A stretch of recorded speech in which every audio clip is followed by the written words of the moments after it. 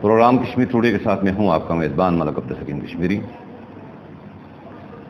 آج کی نشست میں ہمارے مہمان ہیں NSF کے سابق صدر اور پیپلز نیشنل الائنس کے مرکزی secretary general Kamran Baig advocate. ہم آج گفتگو کریں گے اقوام متحدہ کی قراردادوں پہ، اس خطے میں انسانی حقوق کے حوالے سے جو صورتحال ہے اس حوالے سے، ہندوستان اور پاکستان اور سیاسی جماعتوں کا جو بیانیہ ہے اس حوالے سے، اور جو تسلیم کرنے کی ایک بات کی جاتی ہے جی کہ پاکستان فاروق حیدر نے جیسے کہا کہ ہمیں آگے کرے، ہم اپنی بات کریں گے۔ کیش خورشید صاحب کا بھی یہ نظریہ تھا جی کہ ہمیں پاکستان تسلیم کرے، اس کے بعد دنیا بھر میں ہم اپنی بات خود کر سکیں اور اپنی آزادی کا مقدمہ خود لڑ سکیں۔ تو اس سلسلے میں ہمارے ساتھ موجود ہیں قوم پرستوں کے جو آزادی کا اتحاد ہے پیپل نیشنل الائنس، اس کے general secretary Kamran Baig advocate. Kamran Baig صاحب یہ بتائیے گا، کیا اقوام متحدہ کی قراردادیں مسئلہ کشمیر کے حل کی ضامن ہیں؟ کیا یہ ہمارے جو سیاسی حل ہے اس کی طرف ان قراردادوں میں کوئی ایسی چیز ہے کہ ہمیں آزادی مل سکے؟ ہمارے ہاں جموں کشمیر کے مسئلے کو مختلف حوالوں سے جانا بھی جاتا ہے، پڑھا بھی جاتا ہے، لیکن بدقسمتی ہے کہ جموں کشمیر کا جو قانونی مسئلہ کشمیر جس کو ہم کہتے ہیں، اس کا قانونی جو پہلو ہے اسی کے اوپر زیادہ توجہ مرکوز رکھی گئی ہے۔ اقوام متحدہ کی یا سیکیورٹی کونسل کی جو ریزولوشنز ہیں وہ بھی جموں کشمیر کے جو قانونی ہے مسئلے کا جو قانونی پہلو ہے اسی کے وہ زیادہ ڈسکس کرتی ہیں۔ اس میں جموں کشمیر کے رہنے والے لوگوں کا جو سیاسی حق آزادی ہے اس کو کبھی بھی ڈسکس نہیں کیا گیا۔ میں ذرا واضح انداز میں اگر اس پہ بات رکھوں تو میں یہ کہنا چاہوں گا کہ جو اقوام متحدہ کی قراردادیں ہیں، سیکیورٹی کونسل کی جو قراردادیں ہیں، بالخصوص جس کو ہم اگر بیسک ریزولوشن کہتے ہیں تو 21 اپریل 1948 کی جو ریزولوشن ہے، اس میں بھی جو کوسچن آف ایکسیشن کو ڈسکس کرتے ہوئے جموں کشمیر کے لوگوں سے یہ وعدہ کیا گیا کہ پلیبیسائڈ کا وعدہ کیا گیا کہ جموں کشمیر کے لوگ آئدر ٹو چوز انڈیا اور Pakistan through free and fair plebiscite. اور اسی کے تناظر میں جب آگے کمیشن بنا، United Nation Commission for India and Pakistan, تو اس کی جو دو ریزولوشنز آئیں 13 اگست 1948 کی اور 5 جنوری 1949 کی، ان میں بھی انہی الفاظ کو جو ہے وہ انکارپوریٹ کیا گیا دوبارہ سے۔ تھوڑی سی کنفیوژن یہاں لوگ اس کو اپنے لیے بہتر سمجھتے تھے، چونکہ 21 اپریل 1948 کی قرارداد کو یا تو اپنے پڑھا نہیں یا اس کو زیادہ ڈسکس نہیں کیا جاتا۔ تو جو 13 اگست 1948 کی قرارداد ہے اس میں جو لاسٹ پیراگراف ہے اس میں جموں کشمیر کے لوگوں کی جو رائٹ آف سیلف ڈٹرمنیشن ہے اس کو تسلیم کیا گیا یا ریکگنائز کیا گیا۔ تو اس میں جو واضح طور پہ یہ درج نہیں ہے کہ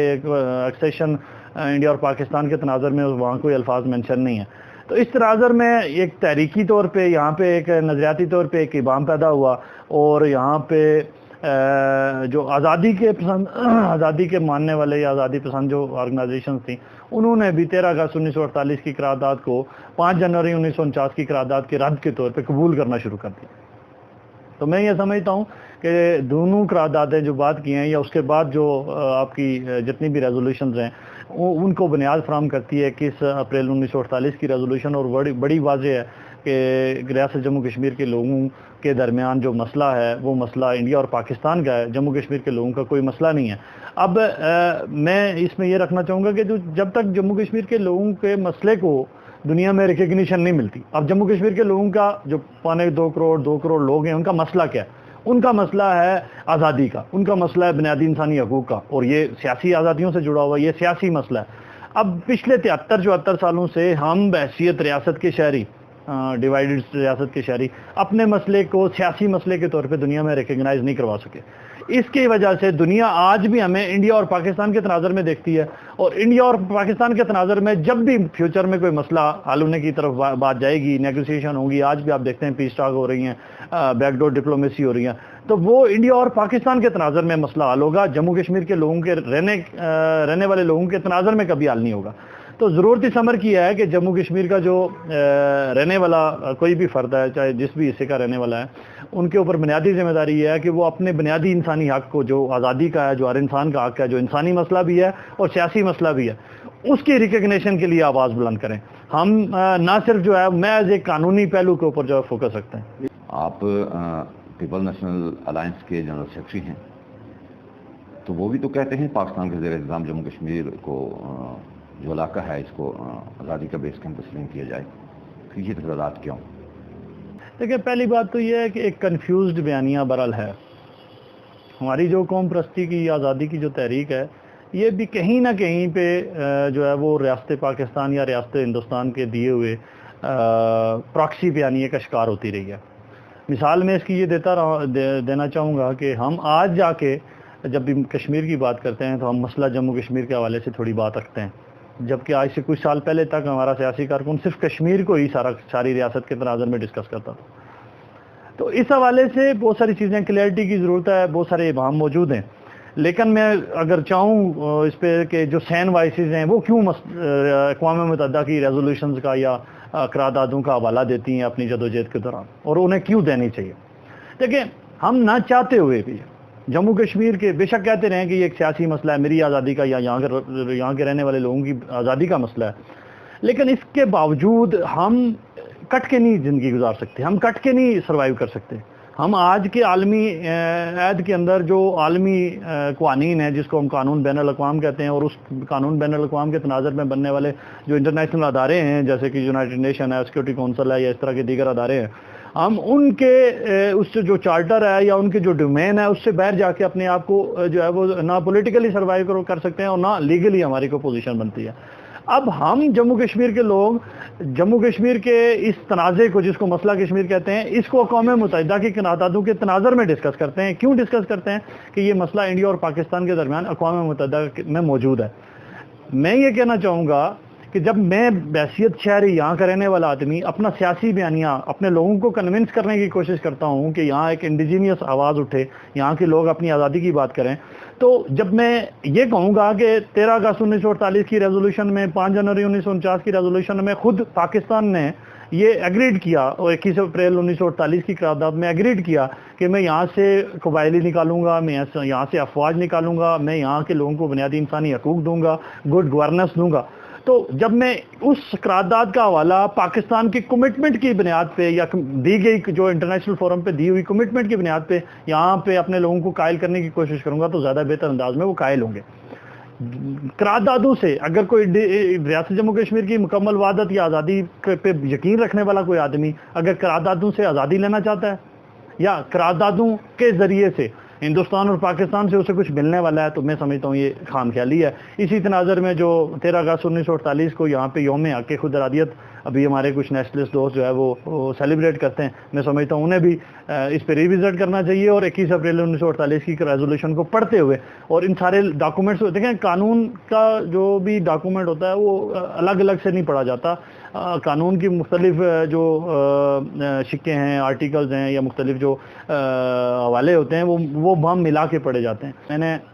میں نے یہ بالکل اس تناظر میں آپ کے سامنے بات رکھی کہ اقوام متحدہ کی قراردادوں سے صرف نظر ممکن نہیں ہے. اس لیے ممکن نہیں ہے کہ ہم نہ چاہیں بھی آنکھیں بند بھی کر لیں،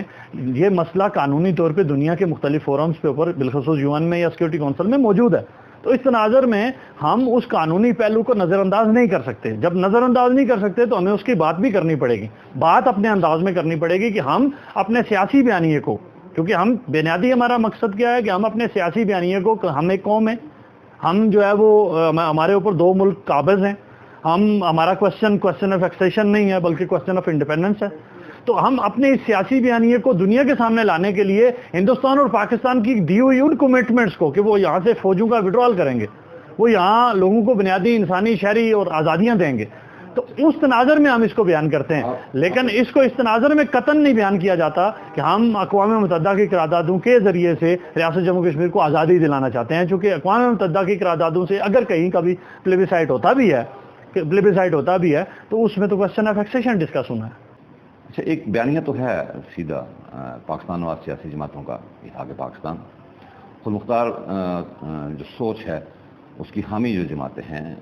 پاکستان میں ہوں، پاکستان کے زیر انتظام کشمیر میں ہوں، ہندوستان کے زیر انتظام کشمیر میں ہوں یا کوئی بلوچستان میں ہوں، لیکن سمجھ نہیں آتی ہندوستان نواز جو سیاسی جماعتوں کا بیانیہ ہے وہ کیا ہے؟ بنیادی طور پہ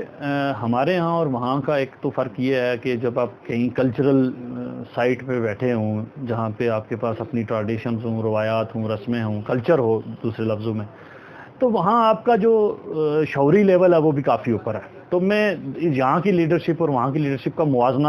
حال میں نہیں کرنا چاہوں گا، چاہے وہ علاقے ہندوستان نواز ہی کیوں نہ ہو یا خود مختار کشمیر کے حمایتی کیوں نہ ہو.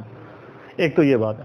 دوسرا یہ ہے کہ دیکھیں اوورآل دیکھیں نا، جموں کشمیر کے تناظر میں اگر آپ 1947 سے آن ورڈ اگر آپ بات کریں تو جو اس طرف کی لیڈرشپ ہے اس نے کمپرومائزنگ جو ہے وہ جو اسٹریٹجی ہے اس کو اپنایا. آپ دیکھ لیں 5 اگست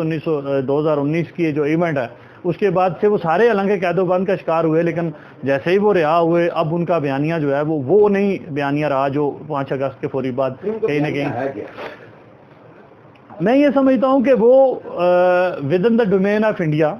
وہ اپنا جو اقتدار ہے، جیسے یہاں لوگ اپنے اقتدار کو دوام بخش رہے ہیں وہاں بھی اپنے اقتدار کو دوام بخش رہے ہیں. کہیں بھی کسی کو بھی ریاست کا اس طرح سے کوئی غرض نہیں ہے. ویسے بھی ہم مانتے ہیں کہ جو 84,471 مربع میل یا 85,000 کچھ مربع میل جو ریاست ہیں، اس کے تناظر میں جو وحدت کا بیانیہ ہے وہ اس جگہ کے اندر ہی زیادہ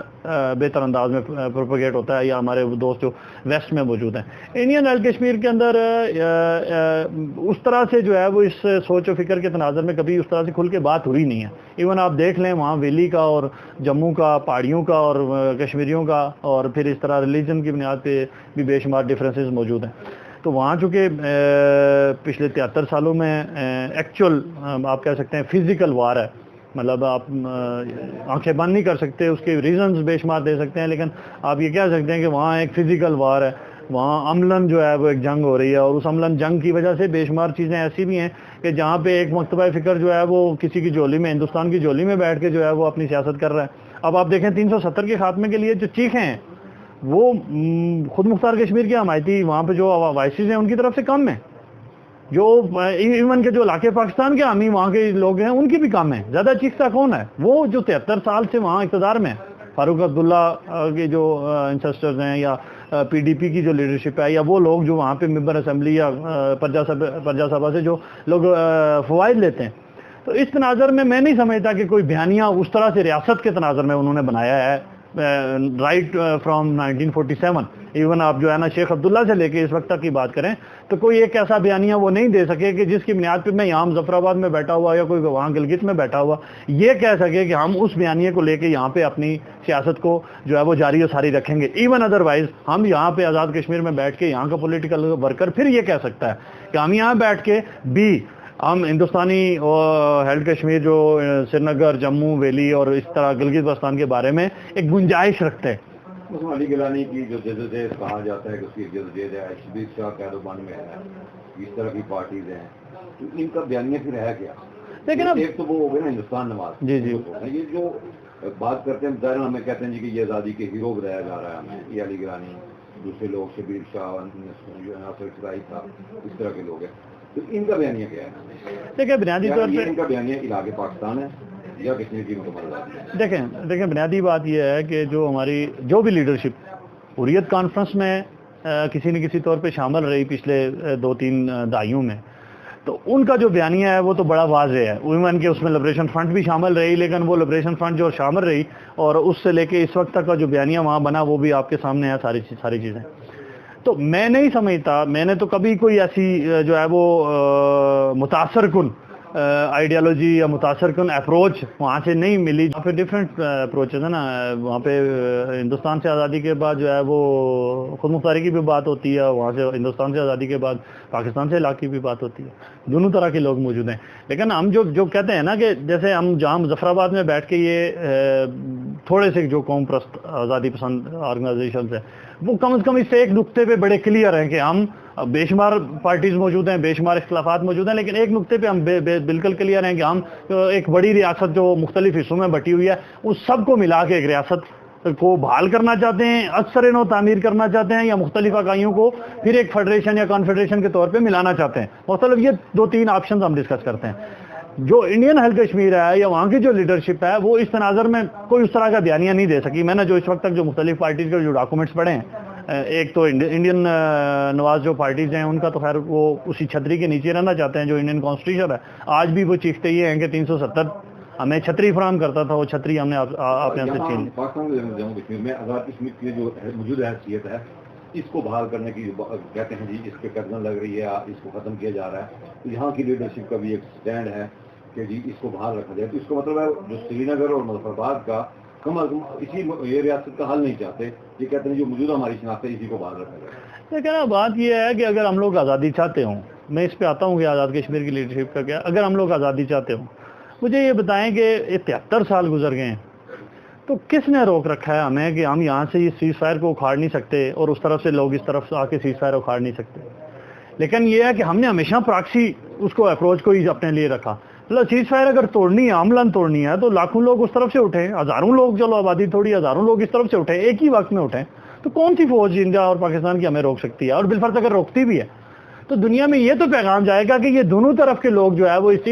عدم متحرکہ کو روکنا چاہتے ہیں. لیکن ایک اور بڑی کلیئر بات ہے کہ ہم جس قوم کو آزاد کروانا چاہتے ہیں نا، وہ قوم اب نہیں ہے. یہ بڑی کلیئر بات ہے، اس لیے کہ وہ قوم اب ایک ماضی تھی، وہ مطلب گم ہو چکی ہے. وہ جس کو ہم کہتے ہیں 1846 سے آنورڈ جو ہے وہ 1947 تک ایک ہم ایک ڈھانچے کے اندر، ایک ایڈمنسٹریٹو یونٹ کے اندر ہے، اسے بحال کرنا اس کے لیے محنت چاہیے. اور وہ بحال تب ہوگی کہ جب یہ افواج، اب یو این کی جو ریزولوشنز ہیں، میں تو ان کا حوالہ اس لیے بھی دیتا ہوں کہ پاکستان نے کہا ہے میں فوجیں نکالوں گا، یا کم از کم جو ہے وہ ریاست جموں کشمیر کے لوگوں کے آر پار آنے میں جانے میں کوئی پابندی نہیں ہوگی. اب میں یہاں بیٹھ کے سری نگر میں کیسے جو ہے وہ اپنی وہاں کی عوام کو افیکٹ کر سکتا ہوں، ان کی سوچ کو افیکٹ کر سکتا ہوں، یا یہاں مظفر آباد کے لوگوں کو کیسے افیکٹ کر سکتا ہے؟ تو کم از کم یہ ہو کہ دیکھیں ہم جس طرف جا رہے ہیں یہ مرحلہ وار ایک اپروچ ہے. تو اگر یہ راستے کھلتے ہیں، اگر لوگ آر پار فریلی آنا جانا شروع کرتے ہیں، تو کم از کم یہ ہوگا کہ ہمارے درمیان سماجی رشتے بنیں گے، سماجی رشتے سیاسی رشتوں کو پیدائش کریں گے. اور وہ سیاسی رشتے ہو سکتا ہے ہم ایک قومی تحریک دے دیں یا قومی پارٹی دے دیں، وہ قومی پارٹی مل کے ایک قوم تعمیر کریں گے. اب ہم وہ جو ایک یوٹوپیائی قسم کا جو آج سے 200 سال پرانا ایک کانسیپٹ تھا کہ جبر کی بنیاد پہ بھی رشتے بن جاتے ہیں اور جبر کی بنیاد پہ چیزیں جو ہے وہ جوڑی جا سکتی ہیں، قوم بنائی جا سکتی ہے، وہ ممکن نہیں ہے. اگر اب ہمیں جو ہے وہ ایک نئی قوم بنانی ہے تو وہ پھر ایسے بنانی پڑے گی. تو اس تناظر میں اقوام متحدہ کی ریزولوشنز میں جو کمٹمنٹ ہے انڈیا اور پاکستان کی، ان کو ایڈریس کیا جا سکتا ہے کہ جناب آپ فوجیں نکالنے کی کہہ رہے تھے، آپ نے کمٹمنٹ کیا ہے، 73 سال 75 سال ہو گیا آپ نے نہیں کی. دوسرا جو AJK کے اندر جو ایڈمنسٹریٹو سیٹ اپ ہے، اب ہمارے ہاں لوگ دوست یہ مطالبہ کرتے ہیں کہ جناب جو 22 اکتوبر یا جو 4 اکتوبر یا 24 اکتوبر کا جو گورنمنٹ کا سیٹ اپ ہے، یا ایون 24 اکتوبر کا جو اعلامیہ ہے، تو وہ یہاں ایک بڑی بیس فراہم کرتی ہے، اس کو بیس کیمپ بنا کے ہم جو ہے وہ آزادی حاصل کریں گے. تو میں اس پہ بصد احترام بہت سارے ہمارے دوست ہیں جو 24 اکتوبر کے اعلامیہ کو بحال کروانا چاہتے ہیں، اور یہ آزاد کشمیر کی گورنمنٹ کو، ایون کہ PNA کا بھی مشترکہ جو اعلامیہ ہے وہ یہی ہے کہ آزاد کشمیر کی گورنمنٹ کو ریکگنائز کیا جائے یا بحال کیا جائے اور اس کو پاکستان کے اندر سفارتخانے بنایا جائے. لیکن میں یہ کہوں گا کہ بالفرض اگر یہ مان لیا جائے کہ آزاد کشمیر گورنمنٹ کو پاکستان ریکگنائز کر لیتا ہے، آپ انڈین آئل کشمیر پہ جنگ کر کے ان سے ان کو تابع لائیں گے اپنے، آپ گلگت کے اوپر جو ہے چڑھائی کر کے ان کو اپنے ساتھ شامل کریں گے. تو وہ جو بیس کیمپ کا کانسیپٹ ہے، یہ بھی میں سمجھتا ہوں کہ لاشعوری طور پہ بیس کیمپ کا کانسیپٹ دیا تھا پاکستان نواز قوتوں نے کہ ہم یہاں پاکستان کی مدد سے جو ہے وہ اس طرف جو ہے وہ جنگ لڑیں گے یا آزاد کروائیں گے. لیکن بدقسمتی سے یہاں کا نیشنلسٹ بھی شعوری یا لاشعوری طور پہ اس آزاد کشمیر کو بیس کیمپ سمجھتا ہے، اور اس لیے جو بھی پالیسی بناتا ہے وہ یہاں کی حد تک بناتا ہے، باہر نہیں سوچتا کہ باہر کیا ہوگا. تو اس تناظر میں جب ہم اس کو بیس کیمپ نہیں سمجھیں گے آزاد کشمیر کو، اور سمجھنا بھی نہیں چاہیے، کیونکہ ہم تو تاریخی طور پہ بارڈر ایریا کے لوگ ہیں جو آج کا آزاد کشمیر ہے، اور بارڈر ایریا کے لوگوں کا مکس کلچر ہوتا ہے، اور مکس کلچر والے لوگ کبھی بھی جو ہے وہ، اور پھر اتنے تھوڑے سے علاقے کے اوپر رہنے والے لوگ جو مطلب صبح 4144 مربع میل علاقہ ہے، تو اس تھوڑے سے علاقے کے اندر رہنے والے لوگ جن کا کوئی اپنا کوئی خاص طرح کی کوئی تہذیب اور تمدن نہیں ہے، تو وہ کیا پالیسی بنا سکتے ہیں؟ اور اوورآل جموں کشمیر کے تنازع میں ان کا کیا میں کس طرح دیکھتے ہیں لوگوں کی رائے علاقے پاکستان کا صوبہ بنانے کی ہے GB کی، اور ناجی کا ایک اپنا ایک بالستان موومنٹ کی ہے، تو کیا جو آپ ایک خواب ہے متحدہ کشمیر کا، اس میں GB کو کس طرح دیکھتے ہیں؟ دیکھیں میں یہ سمجھتا ہوں، اپنی اس میں رائے ہے، لیکن میں یہ سمجھتا ہوں کہ ہم آزاد کشمیر کے لوگوں، اس نام نہاد آزاد کشمیر کی جو سیاسی تحریک ہے قوم پرستی کی، آزادی کی، اس سے کہیں زیادہ مضبوط جو ہے وہ تحریک GB کے اندر ہے. اس کا الٹیمیٹ گول انہوں نے کیا رکھا ہوا ہے، یہ اس پہ بحث ہو سکتی ہے، اس لیے کہ وہ ہمارے اور ان کے درمیان ایک گیپ بھی ہے، اور وہ گیپ سیاسی طور پہ جو قابضین ہیں انہوں نے پیدا کیا، اور کچھ ہماری کوتاہیاں بھی ہیں، یہاں کی سیاسی لیڈرشپ کی بھی کوتاہیاں ہیں. لیکن یہ ہے کہ وہاں جو اپنی زمین سے محبت، اپنی مٹی سے محبت، اپنے وسائل پہ حق حکمرانی اور اس طرح کی جو دیگر جو انسان کی بیسک سرشتیں ہیں جو آپ کو اس قابل بناتی ہیں کہ آپ کھڑے ہوں اپنے حق کے لیے، تو وہ یہاں سے کہیں زیادہ ہے وہاں پہ. اس کی وجہ کیا ہے؟ انہوں نے اپنے کلچر کو ابھی تک جو ہے وہ سکیور رکھا ہے. جہاں اپنی تہذیب ہوگی، جہاں اپنا کلچر ہوگا، وہاں بغاوت جنم لیتی ہے. تو ان فیوچر ہم سے کہیں زیادہ بڑھ کے وہ آگے بڑھیں گے. تو باقی جو ہے وہ باقی جو ہے وہ گلگت کے اندر جو یہ صوبے کی بات ہوتی ہے، مجھے نہیں لگتا کہ بہت بڑی تعداد میں لوگ جو ہے وہ صوبے کے حمایتی ہیں. آپ ایسے ہی دیکھ لیں کہ پچھلے 73 سال میں یہاں مظفر آباد کی اسمبلی میں بیٹھے ہوئے لوگ کشمیر بنے گا پاکستان کا نعرہ لگا رہے ہیں، اور ابھی کچھ دن پہلے کو مسودے اوپر نیچے آنا شروع ہوئے تو چیخیں ان کی نکلی، ہماری تو نکلی نہیں ہے. یہ جو پاکستان پرووینلی یعنی عبوری صوبے بنانے کی ایک مسودہ آیا جی کہ یہاں پہ آزاد کشمیر اور جی بی کے جو کانسٹیٹوئنسیز بنا کے تو ان کو سینٹ اور نیشنل اسمبلی میں ریکگنیشن یا نمائندگی دی جائے، تو اس میں زیادہ چیخیں ان کی نکلی. جو یہاں کا ایک عام آدمی ہے اس کو تو اس سے غرض ہی کوئی نہیں ہے. تو اسی تناظر میں جو گلگت بلتستان کے اندر جو صوبے کی بات ہوتی ہے تو وہ ایک میرے خیال میں نہ پاکستان بنا سکتا ہے. مطلب ہم اگر بینگ اے پولیٹیکل سائنس کے طالب علم کی ہم بات کریں تو ریاست پاکستان کے پاس تو یہ اہلیت ہی نہیں ہے کہ وہ فیصلہ لے سکے. کون سا فیصلہ؟ میں یہ کہتا ہوں کہ جو ڈائسپورا بیٹھا ہے، صرف ڈائسپورا، 1 ماہ کی ریمیٹنس جو ہے وہ اگر بند کر دے کہ جناب اگر گلگت ریاست جموں کشمیر کی تقسیم میں پاکستان کوئی کردار ادا کرے گا تو ہم یہ ریمیٹنس چھوڑ دیں گے. یہ صوبہ تو صوبہ، یہ میں کہتا ہوں یہاں سے فوجیں نکالنے کے لیے تیار ہو جائے. لیکن یہی المیہ ہے کہ جو ہمارے لوگ ہیں جو ہماری سیاسی تحریک کو نمائندہ لیڈرشپ کر رہے ہیں، خاص کر کے ڈائسپورا میں بھی، وہ اس طرف نہیں سوچ رہے. وہ آزادی کی تحریک چلا رہے ہیں لیکن انڈائریکٹلی کروڑوں اربوں روپے جو ہے وہ وہاں سے جو ہے پاکستانی بینکوں میں بھیجتے ہیں. اور ڈیفینیٹلی آپشن کوئی موجود نہیں ہے، لیکن آپ 1-2 مہینے کے لیے جو ہے وہ کر سکتے ہیں نا. آپ کے پاس آپشن تو عام زندگی میں بھی کوئی نہیں ہوتے. آپ روڈ میں جا کے روڈ بند کر کے کیوں بیٹھ جاتے ہیں؟ آپ کے پاس تو اپنی زندگی کی بے شمار مصروفیات ہوتی ہیں نا. جموں کے بارے میں یہ تاثر ہے کہ وہاں مسلم اقلیت نہیں ہے کچھ اضلاع میں، اور وہ جو جموں کشمیر کی آزادی کی بات کی جاتی ہے تو وہ خوف زدہ ہے مسلم اقلیت سے، اور وہ شاید اس کا حصہ بننے کے لیے تیار نہیں. دیکھیں بات یہ ہے، یہ تو اس تناظر میں طے شدہ بات ہے کہ جو قابضین ہیں، بالخصوص جو ہمارا 2 قومی نظریے کی بنیاد پہ جموں کشمیر کے مسئلے کو آگے بڑھایا گیا ہے پچھلے 73 سالوں میں، اور لفظ کشمیر کو جو ہے وہ آگے رکھا گیا، جموں کو جو ہے وہ کہیں ہٹا دیا گیا، اس کے افیکٹس ہیں جو بالخصوص آپریشن. دیکھیں نا آپ 1948 میں کیا ہوا؟ آپ نے مذہب کی بنیاد پہ یہاں جموں کشمیر میں قتل و غارت کی. آپ نے 65 سے پہلے جو جبرالٹر کیا وہ بھی یہی تھا، اس میں بھی مذہب کی بنیادوں پہ آپ نے یہاں کے لوگوں کو جا کے مارا ہی ان کو، ٹھیک ہے، جا کے جبر ہی کیا ان کے اوپر، ان کو یہ احساس دلایا کہ یہ ایک مسلم ریاست ہے اور آپ یہاں سے نکلیں، ہم جو ہے وہ آپ کو نکالنا چاہتے ہیں. پھر 71 میں اس میں جو اوپر نیچے جو واقعات ہوئے وہ آپ کے سامنے ہیں. پھر آپ نے کارگل کیا، آپ نے جو ہے وہ 88 سے لے کے 2003 تک جو کچھ کیا وہ مذاق تو نہیں ہے نا، جو مذاق تو نہیں ہے نا. آپ نے جو ہے وہ ریاست کے ان لوگوں کو جنہوں نے اس ریاست کو تعمیر کیا تھا، کیا کنٹریبیوشن کیا ہے مسلمانوں کا؟ ہاں، مسلمانوں کا کنٹریبیوشن وہ ہے جو یہاں کے رہنے والے مسلمان ہیں، جو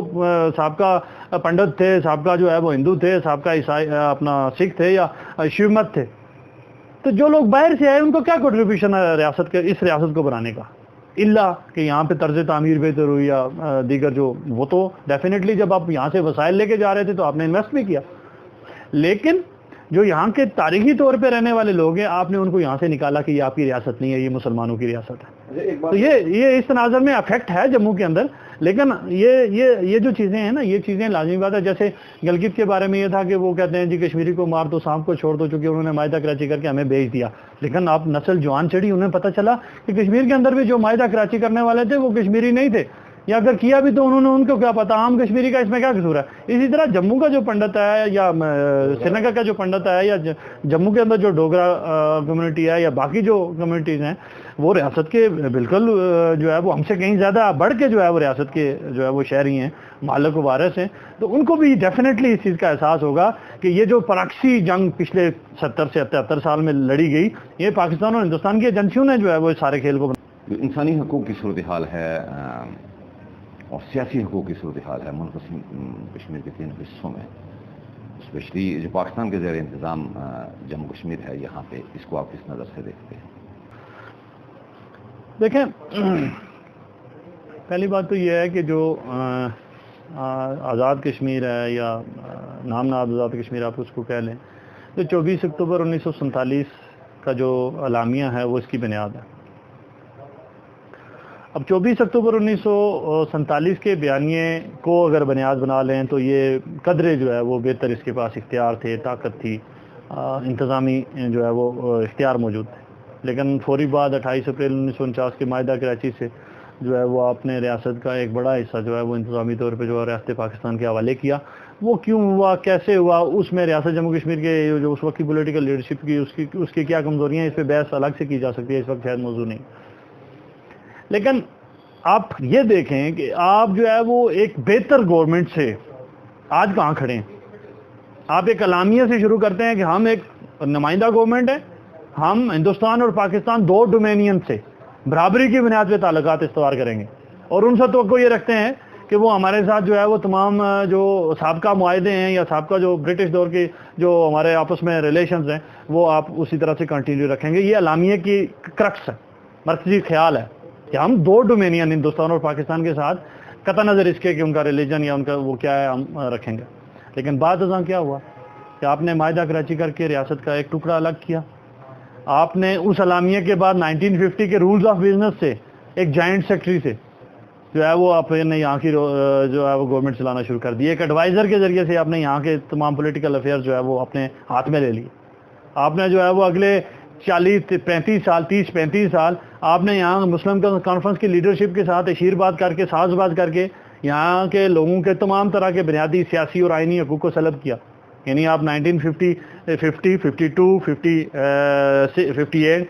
اور یہ رولز آف بزنس دیے 1960 میں، 1962 میں، 1964 میں، اور پھر جا کے 1970 میں جو ہے وہ یہ آئینی طور پہ آپ نے یہاں کے لوگوں کے جو حقوق کو ماریا، حقوق کو غصب کیا۔ 1970 میں پھر 1947 کے اعلامیے سے بھی کم تر لیکن کچھ بہتر آپ کا جو آزاد جموں کشمیر گورنمنٹ ایکٹ 1970 ہے، اس میں کچھ چیزیں جو ہے وہ ہم سے کہتے ہیں کہ جو اس درمیانی پیریڈ سے بہتر آئیں۔ آپ نے ٹھیک 3 سال بعد اس کو سلب کر کے 1947 کو جو انٹرم کانسٹیٹیوشن دے دیا، اور اس انٹرم کانسٹیٹیوشن بناتے وقت آپ نے یہ لکھ لیا کہ یہ جو نام نہاد آزاد کشمیر ہے، اس نام نہاد آزاد کشمیر کے اندر میں کوئی شہری، کوئی فرد، کوئی سیاسی کارکن کوئی ایسا بات نہیں کر سکتا، کوئی تحریر نہیں لکھ سکتا، کوئی تقریر نہیں لکھ سکتا، کوئی الیکشن پروسیس میں نہیں جا سکتا کہ جو علاقے پاکستان کی آئیڈیالوجی کے خلاف ہو، جو ریاست پاکستان کے خلاف بات کرتا ہو۔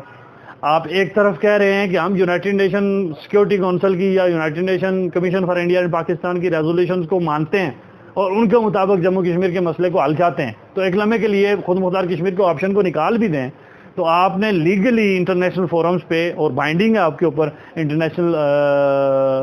جب آپ یو این کے ممبر ہیں، تھیوری آف ریکگنیشن کے تناظر میں جب دنیا انٹرنیشنل لا کے تناظر میں آپ کو ایک اسٹیٹ مانتی ہے تو آپ کے اوپر بھی اپلیکیشنز ہیں انٹرنیشنل لا کے تناظر میں، تو آپ کے اوپر بائنڈنگ ہے کہ آپ ان ٹریٹیز کو یا ان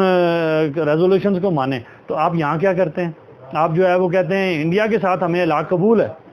ہمیں جو ہے وہ پاکستان کے ساتھ علاق قبول ہے، ریاست جموں کشمیر کے لوگوں کو خود مختار کشمیر کی بات کرنے کی ہم اجازت نہیں دیں گے۔ تو اسی تناظر میں یعنی 1974 میں آپ نے پابندی لگائی، 70s میں لگی، ایون یہ بھی خیر المیہ ہے ہماری لیڈرشپ کا، یہ بھی جو ہے وہ ہم کچھ گلا ان کو کرتے ہیں اور کچھ یہاں کے جو کاسالے سے ان کو کرتے ہیں۔ تو بعد ازاں پھر اسی کے تحت جو Azad Kashmir political parties act بنا، اس کے اندر بھی یہ پابندی رہی۔ ابھی 2020 میں چونکہ بہت سارے لاز کو مجتمع کر کے آزاد جموں کشمیر الیکشن ایکٹ 2020 بنایا گیا، تو اس میں بھی جو ممبر اسمبلی بنے گا کاغذات جمع کرانے وقت بھی اسے حلف دینا پڑے گا۔ یہ میں آپ کو بتاتا ہوں کہ جو آپ کی جو ممبرشپ کی اہلیت ہے، کون سا جو ممبر ہے جو اہل ہو سکتا ہے، یہ آزاد جموں کشمیر الیکشن ایکٹ 2020 ہے، یہ آپ اس کو دیکھ سکتے ہیں۔ اس کی جو سیکشن 31 ہے، 31 کی سب کلاس 7 جو ہے وہ میں آپ کو پڑھ لیتا ہوں۔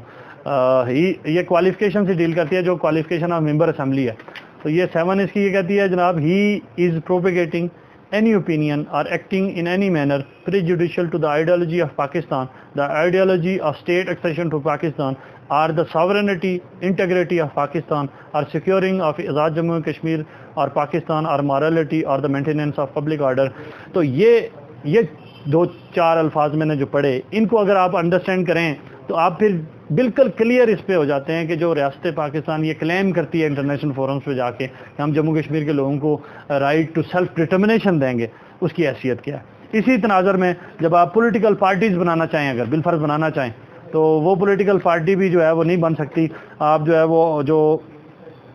جو سیکشن اسی کی جو آزاد جموں کشمیر الیکشن ایکٹ ہے اس کی سیکشن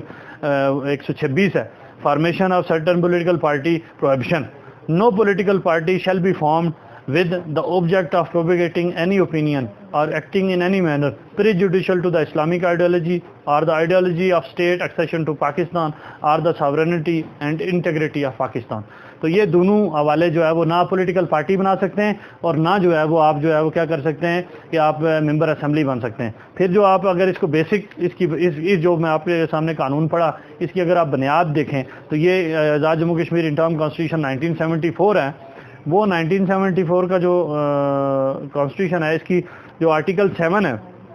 آرٹیکل 4 جو فنڈامنٹل رائٹ کا ہے، اس کی سب کلاس جو ہے وہ فریڈم آف ایسوسیشن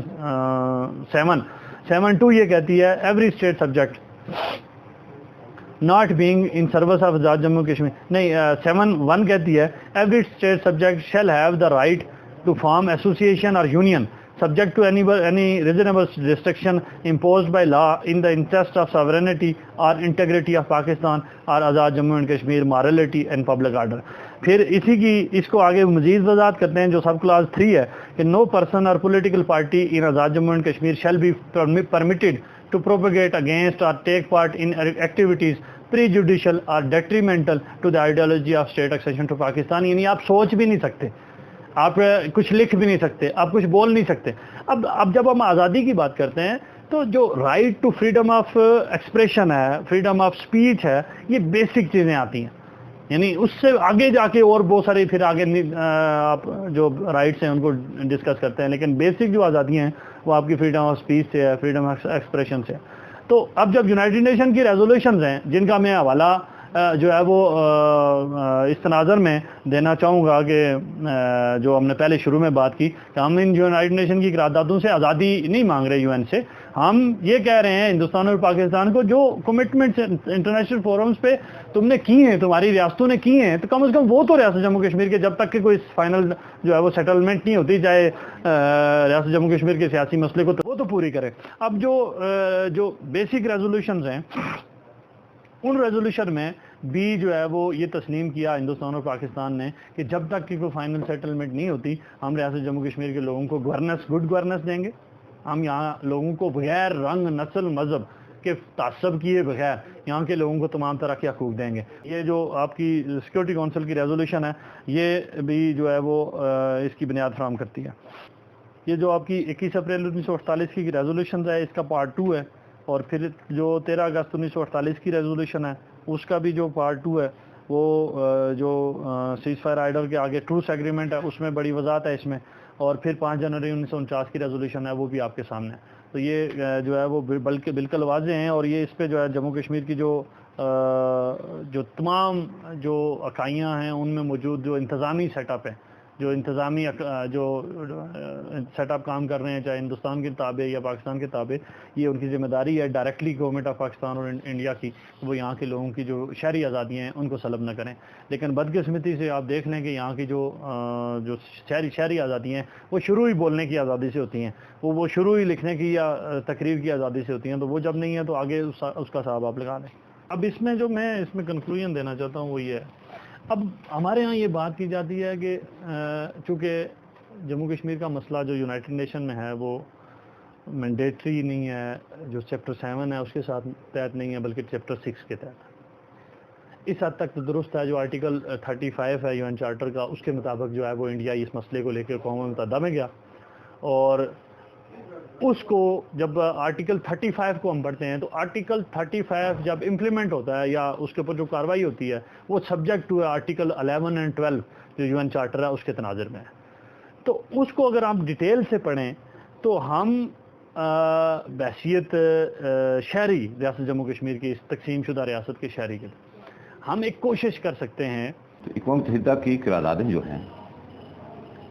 وہ ہمیں آزادی کی طرف لے کے بھی جائیں گی یا نہیں؟ اور یہ جو بات کی جاتی ہے جی مسئلہ کشمیر اقوام متحدہ کی قراردادوں کے مطابق حل کیا جائے اور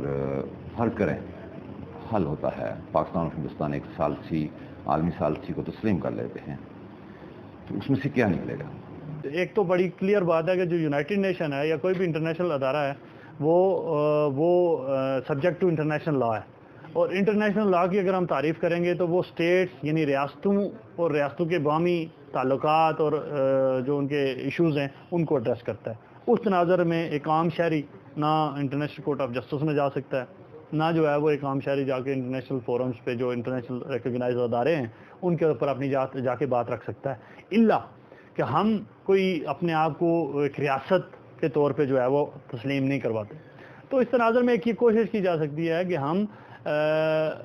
دنیا کے اندر جو ہمارا ڈائسپورا بیٹھا ہے اور وہ تقریباً تمام اکائیوں سے بڑے اچھے ریزنیبل لوگ وہاں بیٹھے ہوئے ہیں، وہ کوشش کریں، وہ ایک گورنمنٹ بنانے کی کوشش کریں، وہ اسٹیٹ کی ایک ریپرزنٹیشن کا کوئی ادارہ بنانے کی کوشش کریں، اور وہ ریپرزنٹیشن کا ادارہ چاہے وہ کوئی ضلع وطن گورنمنٹ ہو، وہ کوئی ادارہ ہو، کوئی